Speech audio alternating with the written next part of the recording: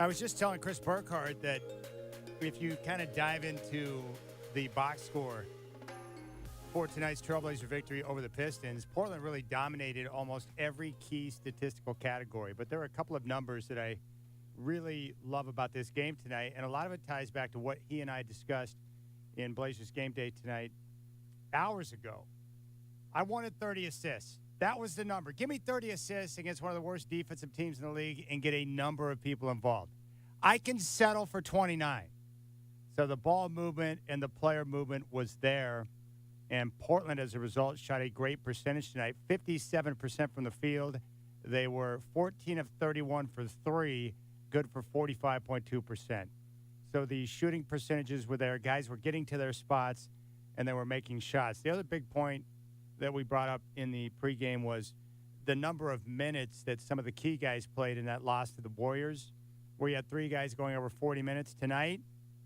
Nobody even near or sniffing 40 minutes of action.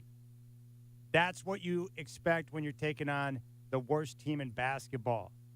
Look at Jeremy Grant tonight, who had a game-high 36 points against his former team.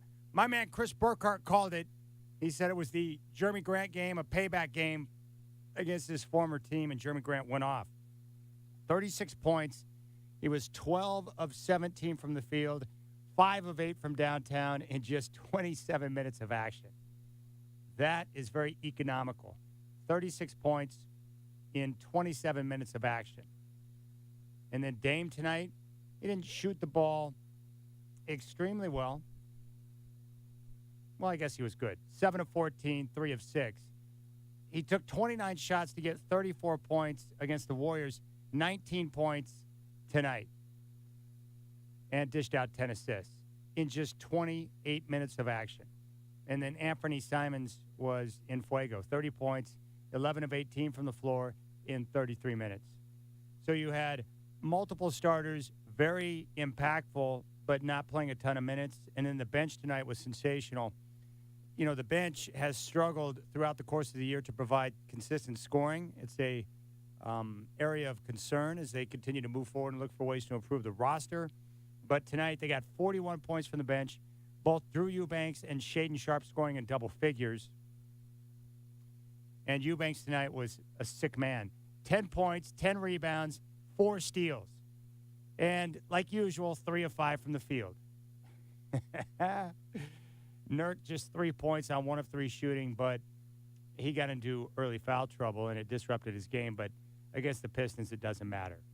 But I love to see it.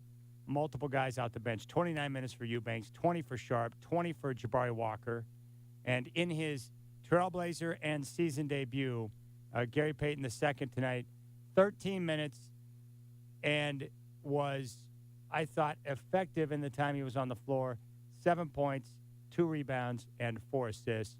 And the rest is history as the Trailblazers take out the Pistons as they rout them 135-106. It's the fifth quarter. Chad Doing here along with Chris Burkhardt. The Trailblazers get the victory tonight, and with that, they improved to 19-17 on the year. Your telephone number here, if you want to jump on board, is 503-248-0620. Take your thoughts on Gary Payton II, what you thought in his limited action. He was on a minutes restriction, and I would expect him to be on a minutes restriction here for at least a few games until he gets his legs under him and continues to develop more confidence in the core. But he moved around pretty well when he was on the floor tonight. But, Chris, you got some of the things you wanted to see tonight, buddy. Efficient offense and multiple guys getting involved and none of the starters playing big minutes. They handled business and hammered the Pistons in the process. That's exactly what you and I wanted, and you got it. And you called Jeremy Grant. That was exactly what I wanted, Chad. This They ain't gave your it to first me. rodeo. Not my first rodeo. No. Yeah, it was good. Effective. What'd you think about Gary Payton II? I liked him a lot. Showed a little bit of rust, maybe, and then got in that only for a few seconds, I felt, and then really got in the groove.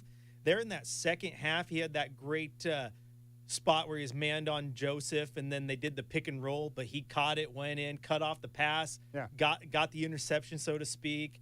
I thought he looked good, man. And also what I loved about him, very involved.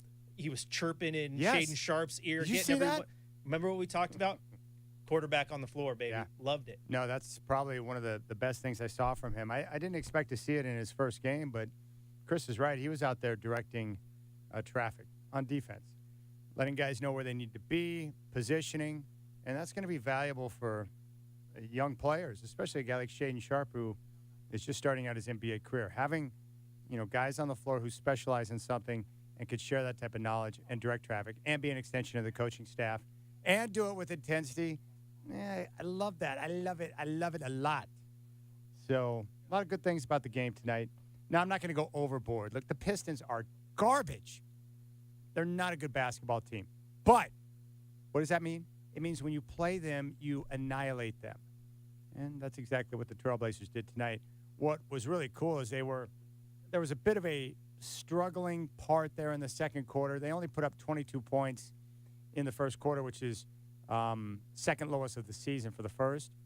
And they were still working through some of the cobwebs there in the second quarter. But with 3:06 left in the second quarter, Detroit had taken a 52-46 lead off of 2 free throws from Jaden Ivey.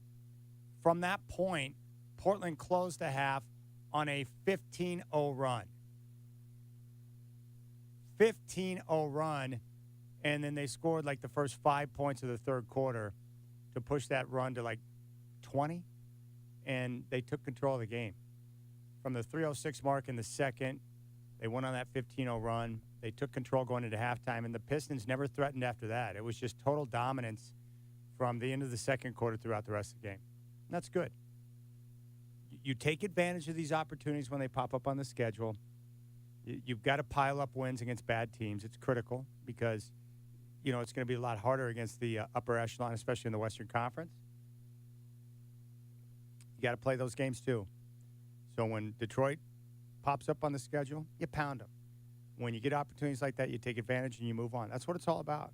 But that was a team win tonight, 29 assists, 34-17 edge in transition points, 41 points from the bench. They shot 57% from the field. They shot 45 from three.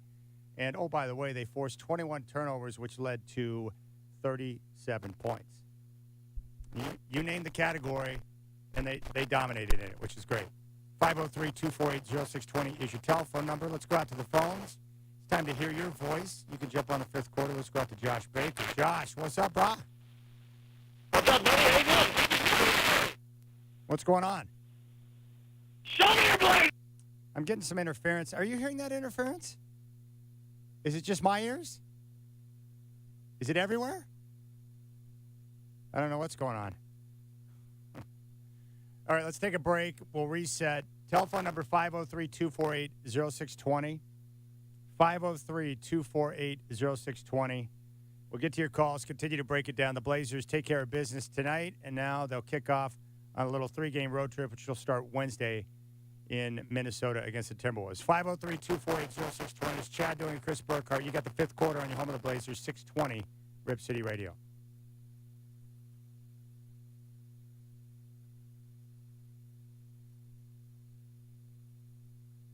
Is it that same problem we had the other night?